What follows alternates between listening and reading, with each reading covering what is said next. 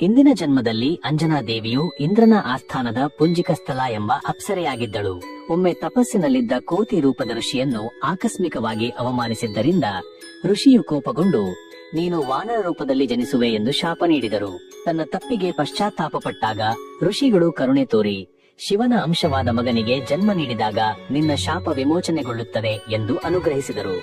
ಶಾಪದ ಫಲವಾಗಿ ಪುಂಜಿಕಸ್ಥಲ ಭೂಮಿಯ ಮೇಲೆ ವಾನರ ಕುಲದಲ್ಲಿ ಅಂಜನಾ ಎಂಬ ಹೆಸರಿನಿಂದ ರಾಜಕುಮಾರಿಯಾಗಿ ಜನಿಸಿದಳು.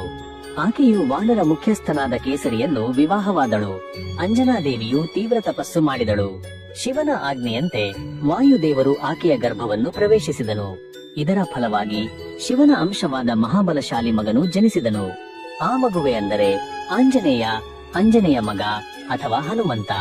ಹನುಮಂತನ ಜನನದೊಂದಿಗೆ ಅಂಜನಾ ದೇವಿಯ ಶಾಪವು ಸಂಪೂರ್ಣವಾಗಿ ವಿಮೋಚನೆಗೊಂಡಿತು.